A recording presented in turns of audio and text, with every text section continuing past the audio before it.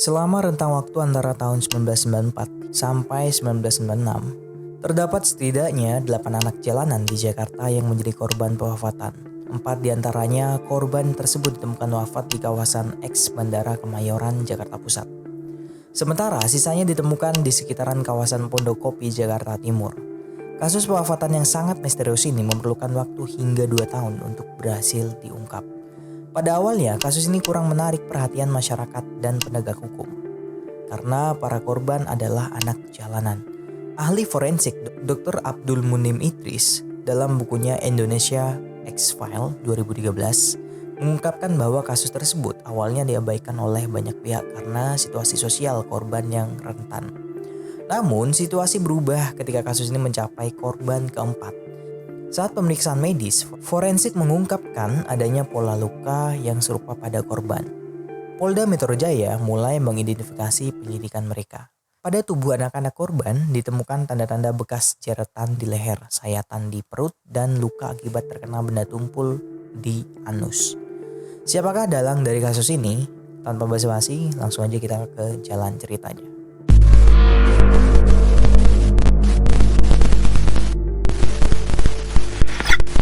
Robot Gedek mempunyai nama asli Siswanto, lahir di Pekalongan, Jawa Tengah pada tahun 1965. Ia berasal dari keluarga yang sangat tidak mampu. Kondisi ekonomi keluarganya sangat sulit, sehingga dia tidak memiliki kesempatan untuk menerima pendidikan formal. Siswanto tumbuh menjadi seorang yang buta huruf karena tidak memiliki akses untuk ke pendidikan. Bahkan sejak kecil, Siswanto ini menjadi seorang gelandangan dan anak jalanan di Pekalongan. Ketika masa remaja, seperti banyak orang di daerah tersebut, Siswanto merasa penasaran dengan Jakarta. Banyak orang berpikir bahwa Jakarta lebih mudah untuk mencari kehidupan yang lebih baik. Siswanto juga memiliki pemikiran yang serupa sehingga ia memutuskan untuk merantau ke Jakarta. Ketika tiba di Jakarta, kenyataan yang dihadapinya sangat berbeda. Ia merasa terlantar, seperti biasa, tanpa tempat tujuan yang pasti. Ia harus tidur di mana saja dan hidup dalam ketidakpastian. Namun suatu hari, nasibnya berubah ketika dia bertemu dengan seorang yang dia sebut sebagai ibu angkatnya. Jadi ibu angkatnya ini merupakan seorang bos yang mengumpulkan sejumlah anak-anak untuk mengemis. Dan anak-anak pengemis ini harus memberikan sejumlah uang kepada ibu angkatnya. Tempat tinggal ibu angkatnya sendiri terletak di pinggiran rel Pasar Gaplok di Jakarta dan kondisinya sangat tidak layak. Seperti sebuah rumah yang terbuat dari kardus-kardus dan dibangun dengan cara yang sederhana. Selain Siswanto, ada beberapa anak lainnya yang juga tinggal bersama ibu angkat tersebut. Diketahui juga Siswanto memiliki kelainan fisik yang menghambat pertumbuhan dan perkembangannya sejak kecil hingga masa remaja. Tubuhnya tidak bisa tumbuh secara normal sehingga dia memiliki tinggi badan yang pendek dan bungkuk. Selain masalah fisik, Siswanto juga mengalami masalah kesehatan yang membuat kepala dan syarafnya berpengaruh. Kepalanya kadang-kadang bergerak yang menyebabkan orang-orang memanggilnya gedek.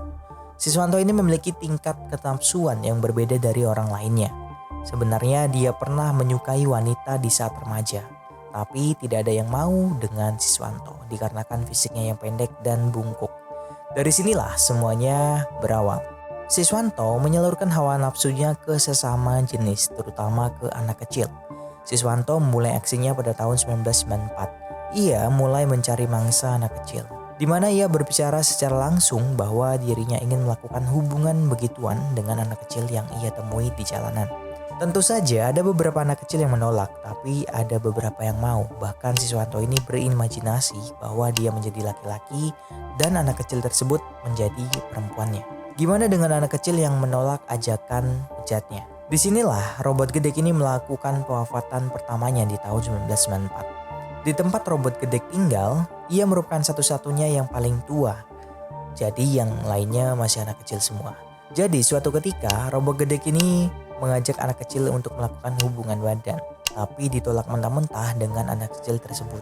Bukannya marah ataupun memaksa anak kecil tersebut, robot gedek ini malah memberikan anak kecil tersebut makanan. Padahal dibalik itu semua, ia mempunyai rencana untuk mewafatkannya.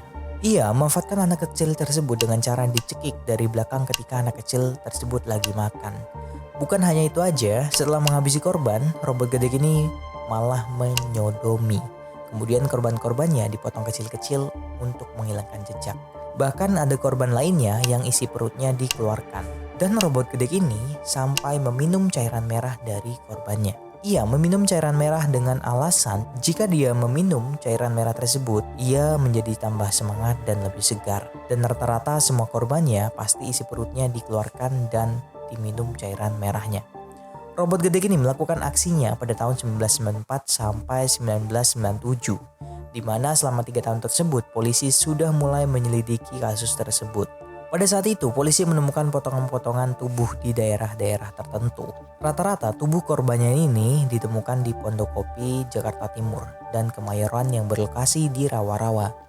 Polisi hanya menemukan jenazah para korban tanpa mengetahui identitasnya, karena pada saat ditemukan sudah dalam keadaan tidak utuh. Sampai pada tahun 1996, polisi menemukan sebuah tas sekolah yang tidak jauh dari jenazah yang ditemukan. Setelah diperiksa, di dalamnya terdapat sebuah buku dan ada sebuah nama yang bernama Kasikin. Polisi mencoba menyelidiki daerah sekitar, terutama orang-orang di daerah tempat kejadian. Polisi pun menanyakan warga setempat satu persatu apakah ada yang mengenal Kasikin. Namun sayangnya polisi tidak menemukan hasil. Setelah lamanya menyelidiki, akhirnya ada salah satu orang yang mengetahui Kasikin. Dan yang kenal dengan Kasikin ini adalah seorang gelandangan yang dimana ia adalah teman dekat dari Kasikin. Polisi pun memfokuskan kasus ini kepada anak-anak gelandangan dan pengemis. Ditanyalah satu-satu anak gelandangan tersebut tentang keseharian Kasikin. Dan para anak-anak tersebut mengarahkan polisi ke satu nama, yaitu robot gedek. Orang yang dituakan di daerah tersebut. Awalnya polisi yang melihat fisik dari robot gedek ini menjadi ragu karena tidak mungkin si robot gedek ini yang melakukan. Terlihat dari fisiknya. Awalnya polisi tidak ada niatan untuk menyelidiki lebih lanjut. Tapi ada salah satu anak kecil yang mengatakan kepada polisi bahwa si Kasikin terakhir terlihat bersama robot gedek.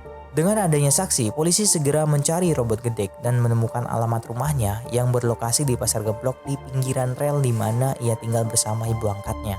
Ketika di lokasi, robot gedek sudah tidak ada. Ibu angkatnya pun mengatakan bahwa robot gedek ini sudah pulang ke Jawa Tengah, lebih tepatnya Tegal. Polisi pun segera menghubungi pihak kepolisian yang berada di Tegal.